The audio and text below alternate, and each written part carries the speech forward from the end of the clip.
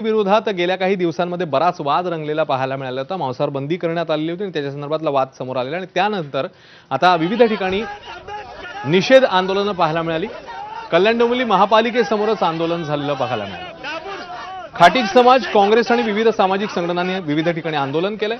हातात कोंबड्या घेऊन आंदोलकांनी कल्याण डोंबिवली महापालिकेवर धडक दिली।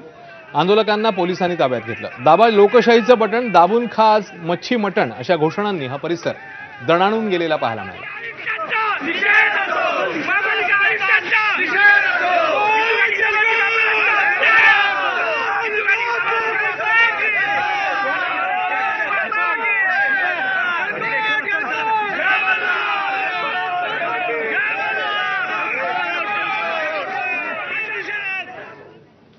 तर मांसाहार बंदीवरून पुन्हा एकदा संजय राऊतांनी भाजपला डिवचलेलं आहे। आपण पाहूया राऊत काय म्हणतात।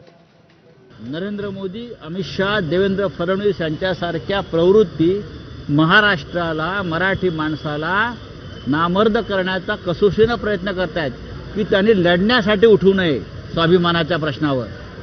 पण महाराष्ट्र स्वाभिमानी आहे। आम्हाला माहिती आहे आम्हाला काय खायचंय, काय प्यायचं आणि कधी तलवार उपसायची। ती तलवार आता दोन ठाकरे बंधूंनी उपसलेली आहे। त्याच्यामुळे महाराष्ट्राची मर्दानगी काय आहे ती उसळून बाहेर येईल। खरी सुनता कोणाची झालेली आहे हे महाराष्ट्राला सांगू। संजय राऊत यांच्यामध्ये हिम्मत असेल, संजय राऊत यांच्यामध्ये दम असेल तर ते हॉस्पिटल सांगतील, ठिकाण सांगतील आणि आपण त्या दिवशी वैद्यकीय तपासणी करू।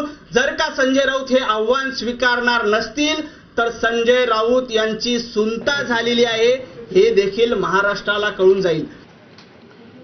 तर राष्ट्रवादी काँग्रेस शरद पवार पक्षाचे नेते जितेंद्र आव्हाड यांनी कल्याणमधल्या हॉटेलमध्ये नॉनव्हेजवर ताव मारला आणि त्याचवेळी GR मध्ये या नॉनव्हेज बंदीचा उल्लेखच नाहीये, मांसाहार बंदीचा उल्लेखच नाही असंही त्यांनी म्हटलं। हा माझ्याकडे GR आहे, ज्या GRचा उल्लेख केला जातो कल्याणमध्ये। आमचं हेच म्हणणं आहे, ही जोर जबरदस्ती कशासाठी?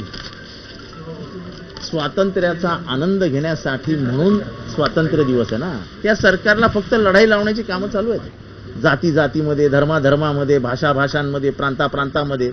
महानगरपालिकेच्या आयुक्तांना माझी विनंती आहे, अहो रस्ते सुधारवा ना, अहो गटारी सुधारवा कल्याणमधल्या।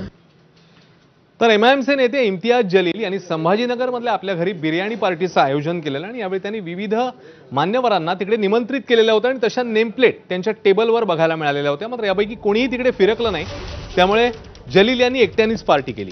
छत्रपती संभाजीनगरचे महापालिका आयुक्त जी श्रीकांत यांना निमंत्रित करण्यात आलेलं। बिर्याणी पार्टीसाठी जेवणाचं टेबल लावण्यात आलेलं।